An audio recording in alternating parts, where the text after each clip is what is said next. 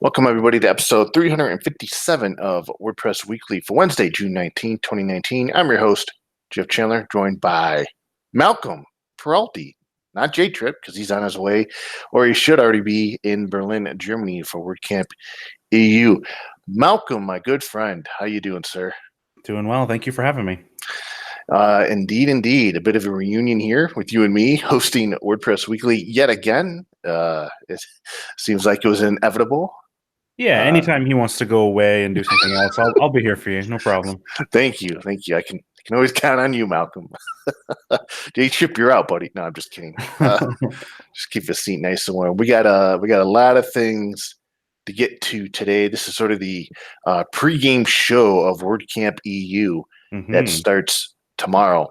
I just remembered on my iPhone you can add different world clocks. So today it just finally struck me that I can add a world clock for Berlin. And right now, so we do this show at 3 p.m. Eastern time, and in Berlin it is 9:04 p.m. So they're ahead by 6 hours.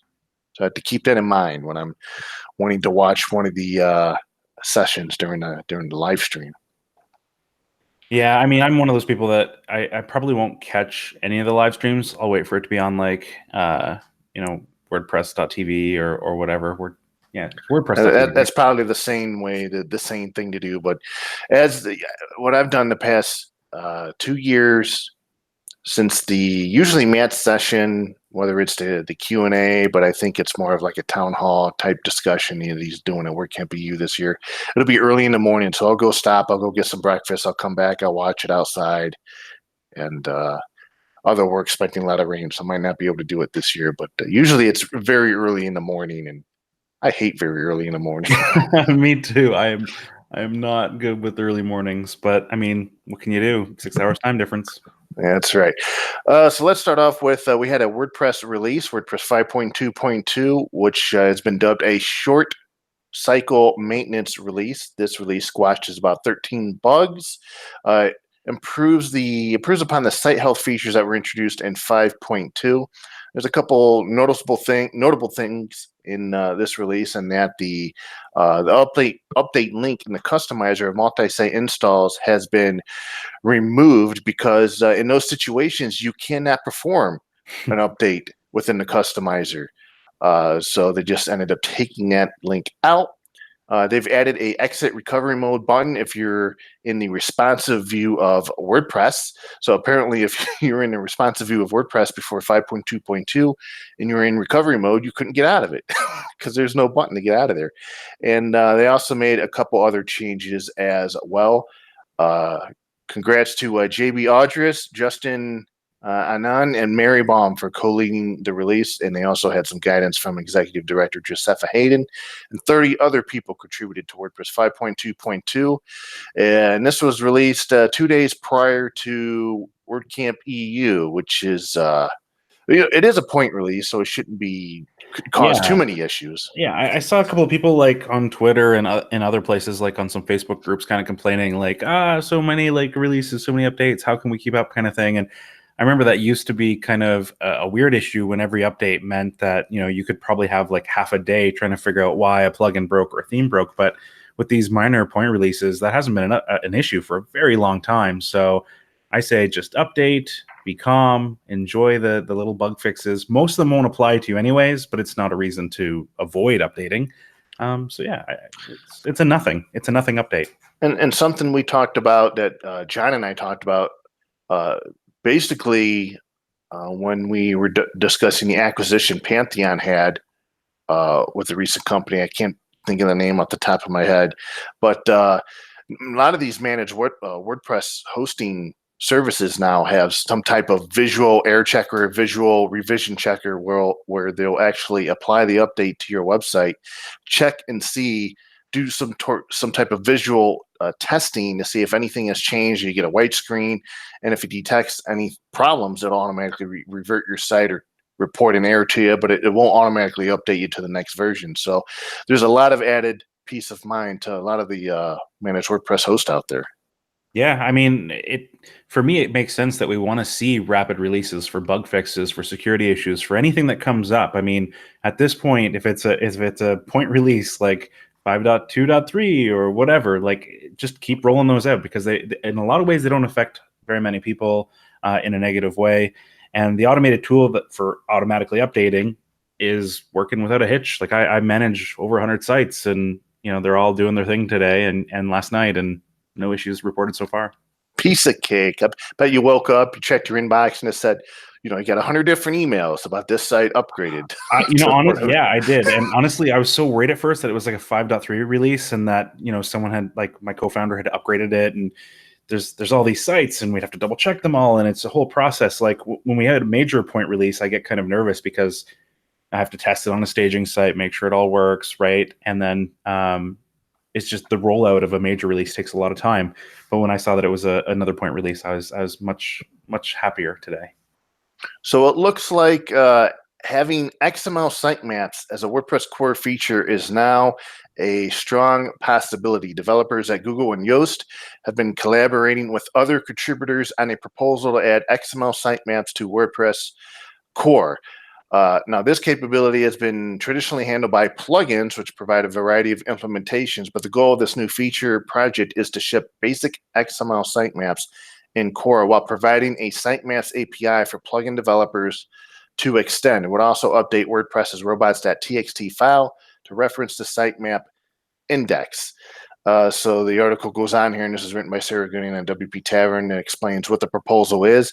I was reading through this, and I was thinking back to the early days when I first discovered WordPress, and when I was reading different types of tutorials about which plugins you should install immediately on WordPress, and one of them was an XML sitemaps plugin, and I really didn't know at the time why I needed it, but I know now that it was to index the post on your site, to make it easier for the Google bots, the search engine crawlers, to more easily index your site, and all of your articles will get published into this XML sitemap. And I used an XML sitemap plugin for a long time, and then eventually, I think I just got rid of it. Like I didn't really understand why I needed it anymore. I just got rid of it from the tavern. I don't even know if we're using an XML sitemaps plugin right now, but it's nice to see that after 12, 13 years now that XML sitemaps could be coming to core. And in fact, after reading the proposal, Matt Mullenweg is on board with this feature proposal, and he's looking forward to having it added into WordPress. Yeah, I'm always hesitant to see anything added to WordPress core. I mean, we already have plugins that solve these problems.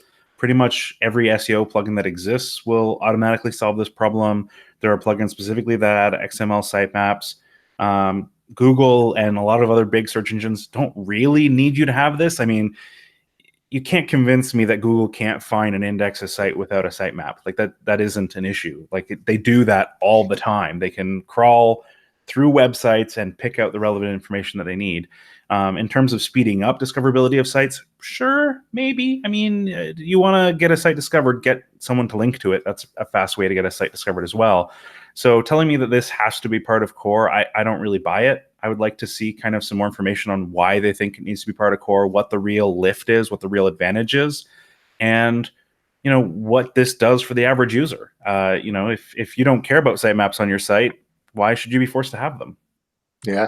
And if this does come to WordPress, plugin authors who offer XML sitemaps will actually need to re-architect their plugins with the new API in order to avoid conflicts and indexing errors. And in terms of discoverability and trying to get discovered really quick, I think WordPress still ships with this feature, but remember back in the day when we would add all these different pinging services Mm-hmm. to the back end of WordPress, where every time you made a post, it pinged out to these services and said, "Hey, come on over, check it out. I just released new content," and then your content would be distributed across, I don't know, wherever those services would take your content to. But I wonder if is pinging even a thing anymore. I don't know. It seems It like is. every It website is. has tons of Google bots all over it all the time. Yeah, I agree. I agree completely, and I think that that's a good point as well, and something that we definitely have kind of buried deep within WordPress that just doesn't seem to get any kind of attention or focus anymore. I don't know. I'm not excited about this at all. I want to see more information on why they think it should be added. I know Thierry. I worked with him for a little bit. Great guy, very smart guy. He was a very important developer at XWP when I had a short stint there, and I can get why Google would like every website to have this, but I don't really understand the reverse logic of why I, as a website manager, website owner, should care about this. Yeah, I guess I'm right there with you. But to those who it would benefit, uh, congrats. Now, look, it's just a proposal, but there's a lot of people on board, so there's still that possibility it may not get added to core. It's gonna happen. It's gonna happen. Okay, well, you heard it here first. It's gonna happen. It's gonna happen. I want to send out a big, huge congratulations to Marcel Bootsman, who has completed his journey to WordCamp EU. I think he walked about 780 kilometers. He walked over 700 kilometers from his home across Europe to Berlin, Germany. It took him about 31, 32 days, including a little bit of an injury with his overloaded ankle, but managed to walk through the heat. And as he was approaching the Estrel Hotel in Berlin, he was greeted by family. In fact, in one of the images on Twitter, you could see behind him part of his family, and I think that's his son. And his son looks like he's in tears, seeing his dad make his way to the hotel in Berlin. And Marcel is actually going to be giving a presentation on Saturday at 11:45. So if you get the chance, definitely check that out. And as someone commented on the Twitter thread, hopefully when he's on stage, someone provides him a chair. He's been standing up for a long time. Yeah, and for your American listeners, that's over 400 miles that he did. I have no idea what a mile is, but I just did that conversion for Americans because I know you guys don't necessarily think in kilometers. It's a long journey. I think if you added up how much I've walked in my life, I don't know if I've approached that number. So it's hats off to you, man. That is impressive. That's right, and he did it as a means of raising awareness for a couple of different projects. One of them being Donate WC, which is a nonprofit organization aimed at providing those who may not have the necessary financial means of attending a WordCamp, that you can register with that organization or apply for a scholarship, monetary scholarship that would pay for your travels and your accommodations and stuff. Really cool organization. There's still time to donate to Donate WC if you want. And but congratulations, man! He did over 700 kilometers, and if you Google walk to WordCamp EU, I believe that website will come up as one of the first results, and you can read his pretty much diary that includes images and stories of his travels across Europe, and it's pretty cool project, and congrats to him for pulling that off. Next up is, hey, speaking of WordCamp EU, David, you shared this guide by Code in WP, and I was reading through this guide, and it's definitely a guide on how to get through WordCamp EU. And this guide covers Contributor Day, the WP Cafe, the main sessions, panel discussions, the workshop for kids, all of the different events and sort of mini events that are taking place within the WordCamp EU schedule. It's a cool thing you link to. It's a big event. It really, I mean, I haven't been to like a WordCamp US or a WordCamp EU yet, but reading through this guide, it makes me go, man, I wish I was there. There's a lot going on, and I can understand how someone attending this event for the first time might feel a little overwhelmed. Yeah, like whoa, so much stuff going on. Like, how do you even pick? And so this, like you said, walks through kind of piecemeal the different kind of sections, areas, types of content that you can expect, and kind of gives you a little bit of heads up on what you might need to know. And it even has this little like good to know section near the bottom, which I really enjoy, that talks about like, where certain things are, and gives a venue map, and talks about like t-shirts and stuff like that. Apparently there's a charity drop to donate t-shirts from past WordCamps. So if you don't use your old t-shirts from WordCamp EU last year, or you want to buy a t-shirt, that's actually a great idea. Donate it. That's a great cause. And we can always, I love seeing people wearing WordCamp shirts. So yeah. Yeah, that's a great idea.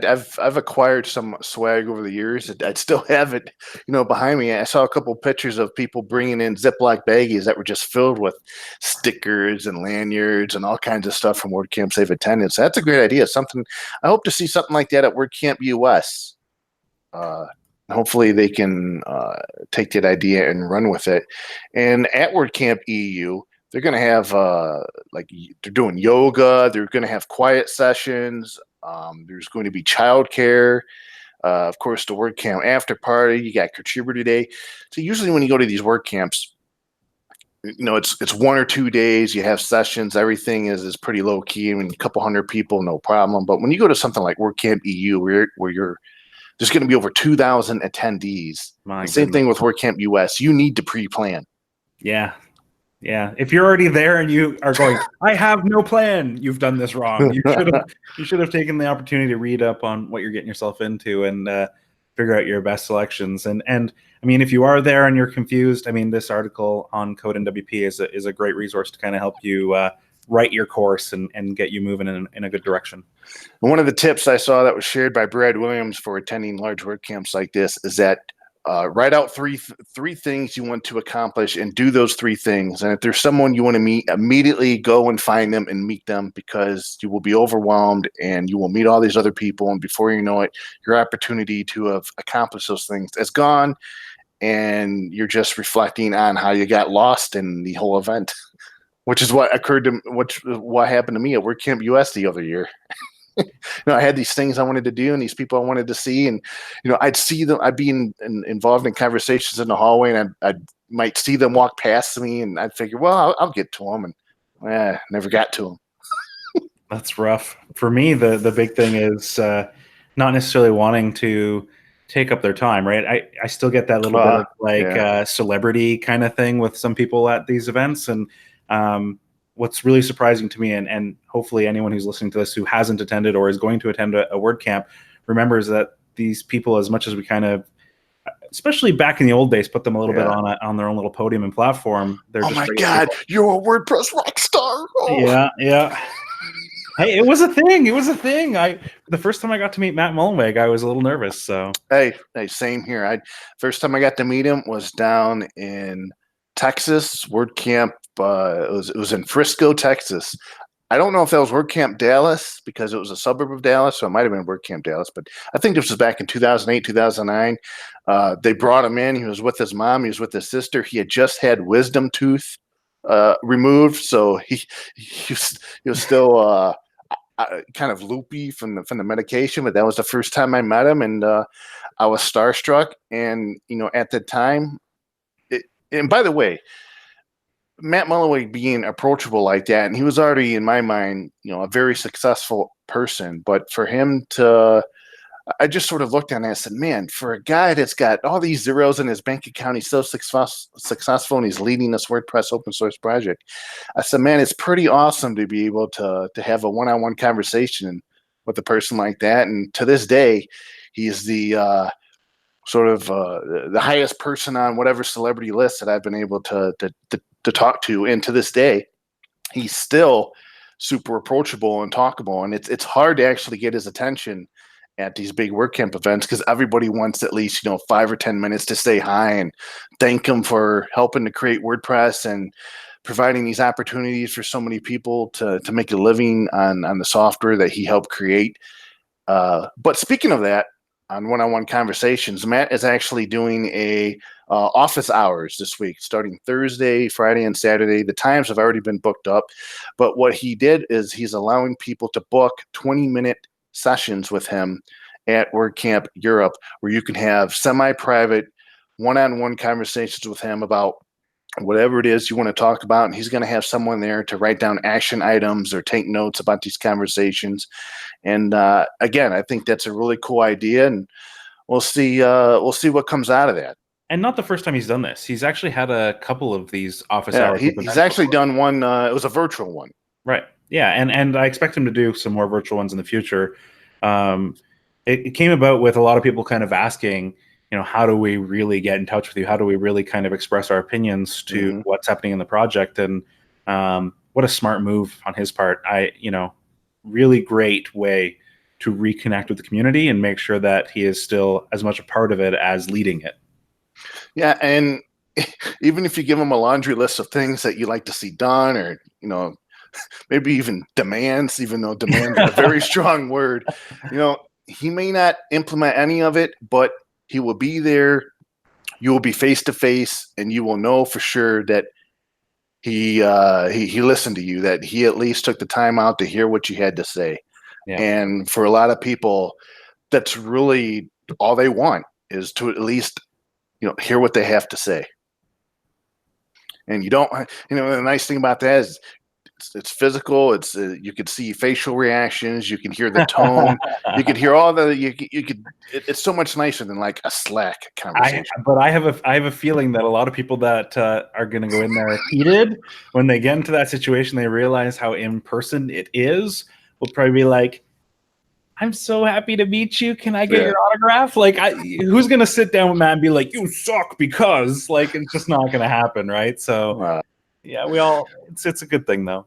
Yeah, I could picture someone going in there, slamming down their desk and say, "All right, let's talk about this Gutenberg."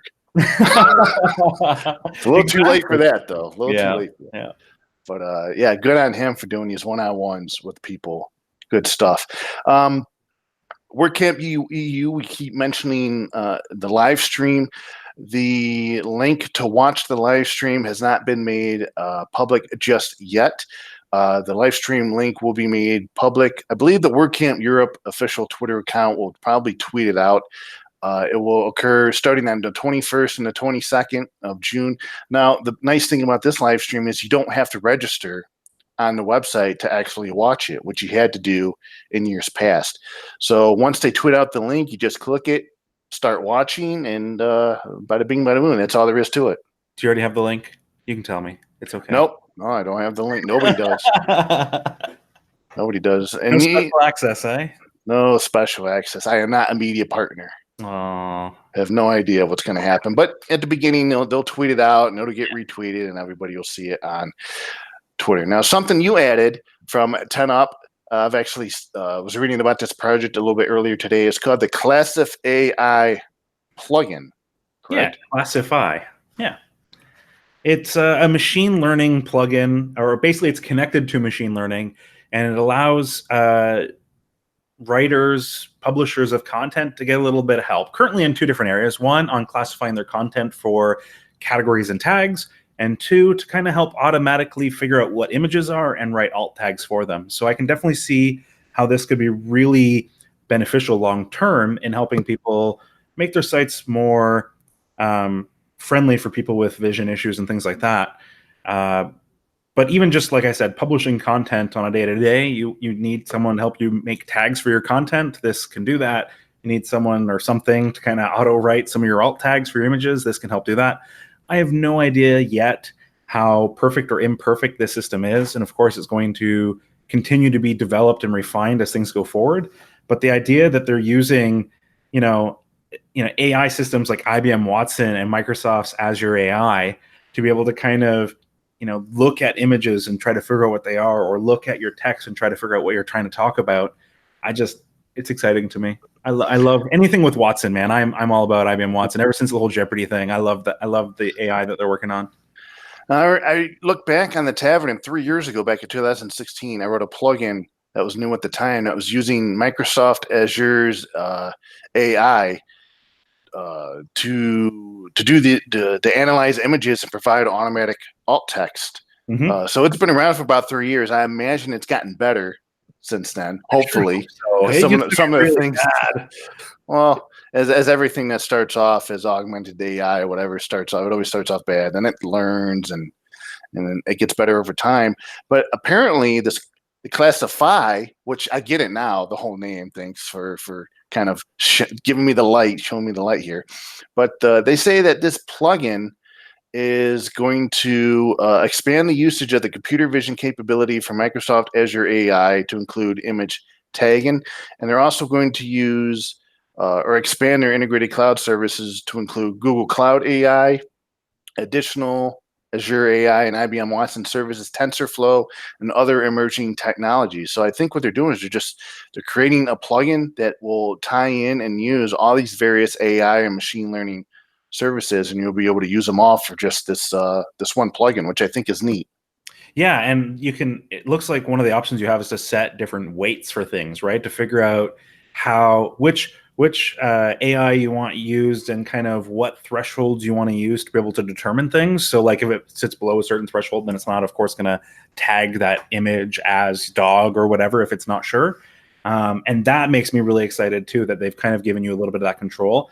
Of course, the cynic in me is always questioning, what is 10up getting out of this? What Oh, is come on. There's I no can't cynic. help There's it. no cynic dropping you. Come on. Can't help it. I always think back to, I can't remember who said it, but like if you're not paying for something like through cash, you're paying through it through some other way, right? Like if you're not paying for it, then you are the product. And I'm always curious about that, right? Because I could see some very interesting opportunities for a company like 10up or another company to use this data and sell this data to some up and coming companies with big budgets to build out popular websites overnight, right? Same thing with analytics and other tools as well. I'm always trying to think, what's the angle? No one builds something just because. Uh, but I love the idea. I'm excited about it. I'd be curious to see what kind of like data retention and security policies they have built into this. And I noticed that wasn't really discussed in their kind of post on their site.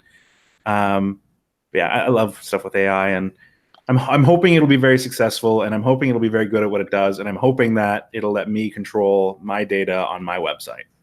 So 10up says that they have implemented a registration program for Classify, which will allow them to keep adopters apprised of major updates and beta testing opportunities, gather feedback, and prioritize common use cases.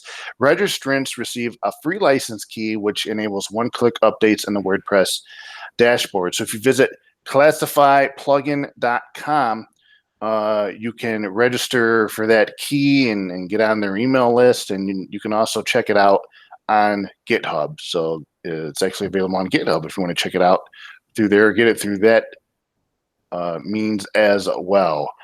Come on, you're cynic, get out of here.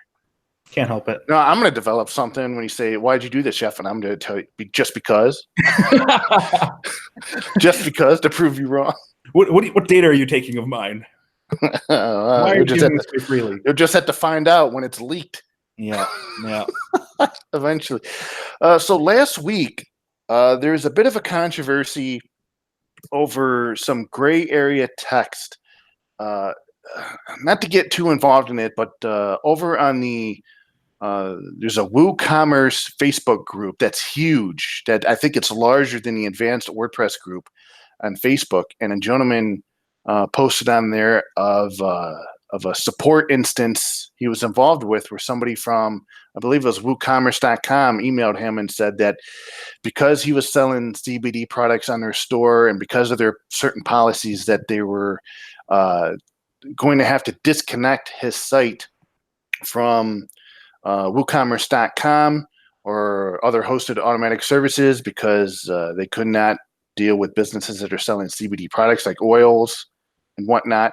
And there's this a lot of gray area in terms of, well, can you use WooCommerce to sell CBD products? Can you not?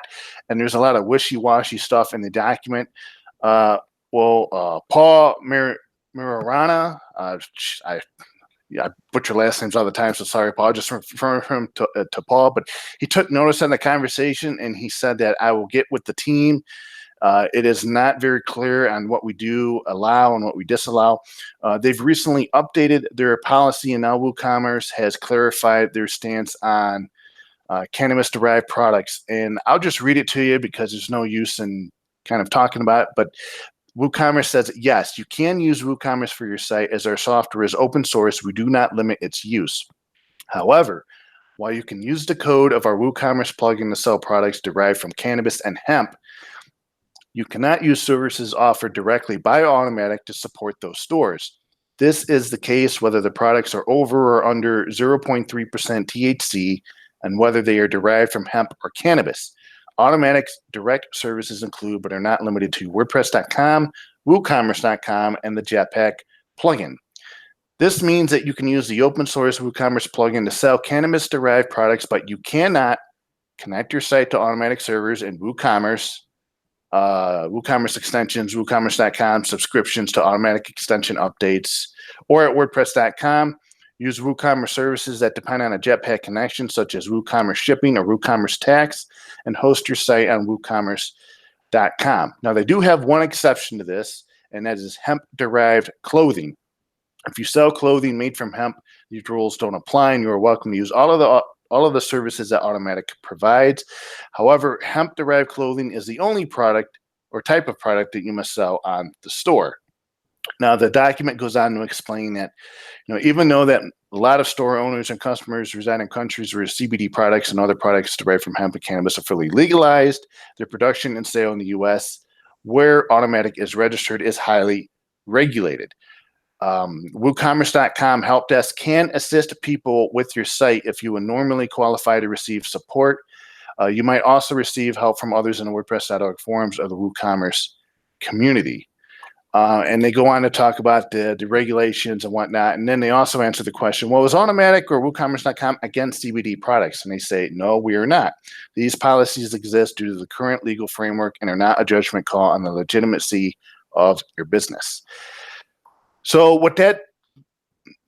this removes a lot of the gray area that was previously in the document. I think they make it a lot clearer on what to expect and what store owners using WooCommerce can expect to receive in terms of support and what have you. Basically, you can't, if you're selling CBD products using WooCommerce, you can't connect in any way whatsoever to an Automatic hosted service. Which really what it comes down to. And they'll still provide support for you if you need it. You can't have that connection there. And how do you feel about that? Reading this, how do you feel about that? But I think it's, and like they said, it's legal in certain states, it's legal in certain countries, it's not legal in other states. Really, it comes down to the store owner to follow all the rules and regulations as to what they're doing.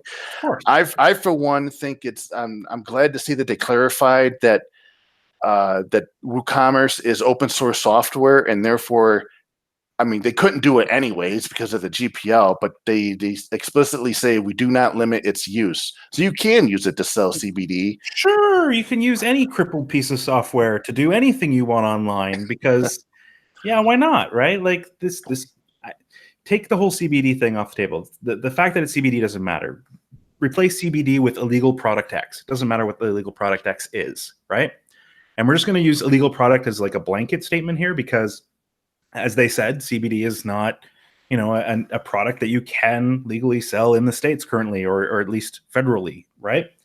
And in Canada, it's all wishy-washy as well.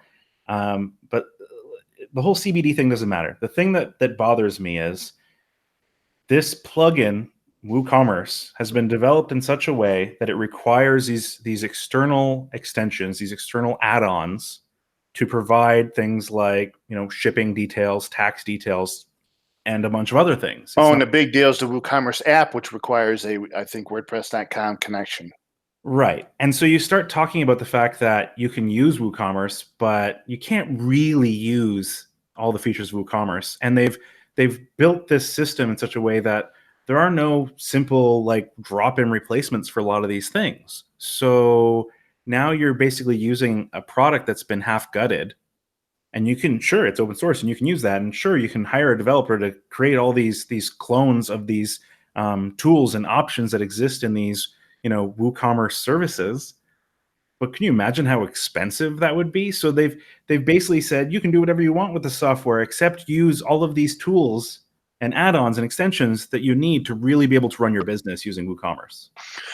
And on top of all that, they're utilizing the services and the CPU power of what Jetpack and the infrastructure that WordPress.com provides. And what I've seen and what they've stated in previous like State of the Woos is that the reliance, if they can take advantage of what Jetpack connections to the WordPress.com backend, if they could take advantage of those, they're going to in future versions. So what we're going to end up seeing is possibly even more reliance from WooCommerce on automatic services versus less, Yeah. which makes this even more of an issue that you're talking about.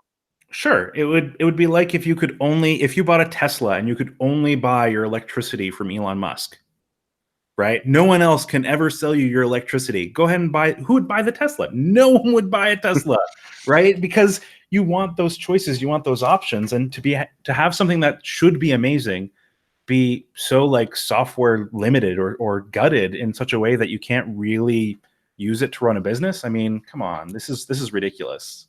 And just in general, people who are selling CBD products, I mean, you've got all the regulations you got to worry about, but Mhm. then you got to worry. I mean, I know Shopify has some regulations. I think they're doing a, not them. I think maybe it was Square. I think Square is doing a small partnership with like 100 different CBD stores to work through some things. But people who are in the CBD space or the whole dispensary or marijuana space, it is super tough right now when the country you're selling in is a country, it's not legalized. So you got to pick and choose your spots, where you're selling, who you're selling to. And then on top of that are your payment processors, who many of them don't want to have anything to do with the risk of these types of products. Yeah, and again, I don't think we should really kind of hang this too much on the whole CBD discussion because it could be anything, right? It could be, you know, they could turn around tomorrow and say, anyone who's selling, used cell phones that have been repaired, because there's no right to repair law, we can't allow anyone to use any of the, automatic services to sell used cell phones anymore. And they could expand this to whatever niche that they decide is the best to limit their, legal exposure, right? It could be a whole bunch of things. So focusing on the cannabis stuff and the CBD Well, stuff, I really, guess what it comes down to is WooCommerce allows you to build and sell things on an e-commerce store. It's a platform, but you can't. If you're going to use services provided by Automatic, you better go read the terms of service and the various other documents to see what other text is in there that says, but you may not use this, or this, or else you cannot use our services. yeah, and that could be a deal breaker for a lot of people. Because you could end up having a store, you could build it, you're using this, and now you get a support request saying, we've had to disconnect your store from jetpack.com because we notice you're selling these type of products. This violates our service. And now that store owner is SOL. They're losing their money. And Rates, they don't have tax rates. They've lost both of these abilities to actually charge their customers properly. And yeah, you have no real avenue to solve that problem.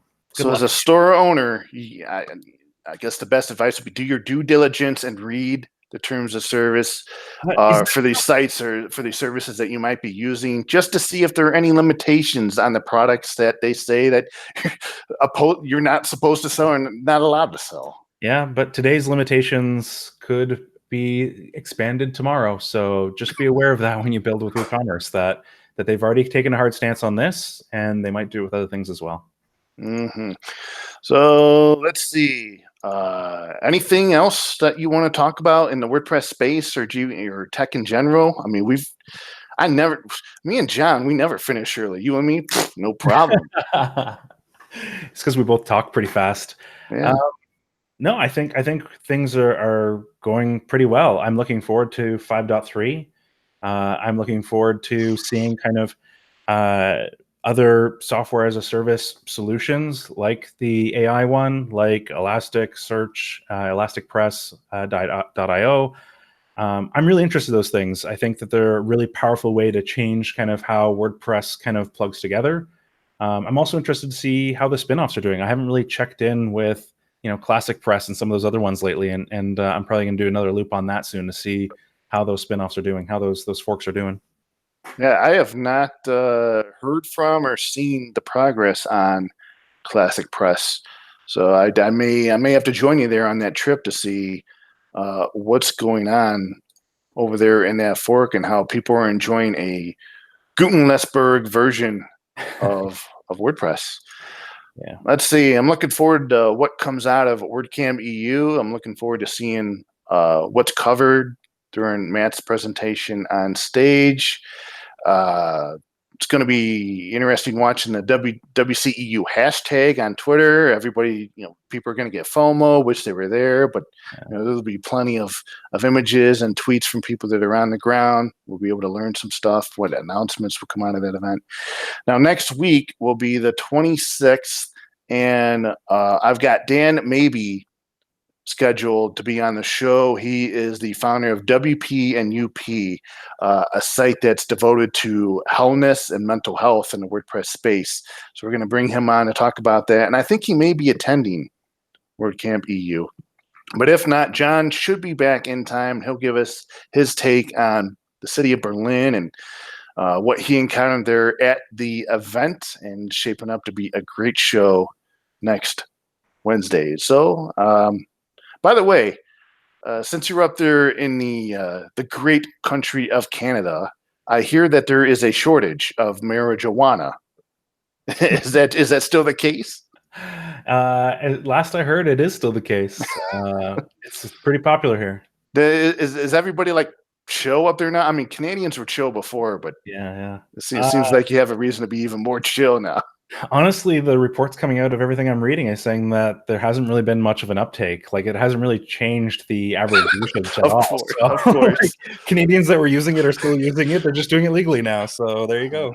Hey, and congrats to your Toronto Raptors. First ever NBA championship for Canada. Yeah, they scored the field goals really good in the nets. They did amazing. I don't sport. Handball, whatever it is they play, they won. That's all that matters. Exactly. All right, so that's going to do it for this episode of WordPress Weekly. You can find show notes for this episode and all other episodes on WPTavern.com. And you can follow me on Twitter for my super interesting unhealthy, cheating sometimes journey at JEFFR0 and Mr. Malcolm Peralty. Yeah, if you want to find me, I'm on Twitter at FindPurpose. And everywhere else is just usually my last name, Peralty, PERALTY.com. And of course, you still you have PressTitans.com, correct? Yeah, so we're still working away on that. We're actually in the process of developing a ridiculously huge plugin for WordPress. So that'll be fun. I'll keep you in the loop on that. Oh, so like a cooler version of Jetpack or something? No, I'll tell you about it after. So, I mean, that Jetpack, when you said a ridiculously huge plugin, the first thing I thought of was Jetpack. Sorry. No, single feature. Not okay. All right. So that's going to do it, everybody. Enjoy the rest of your Wednesday afternoon. Enjoy the weekend, and we'll talk to you again next Wednesday afternoon. Say bye, everybody. Say bye, Malcolm. Bye.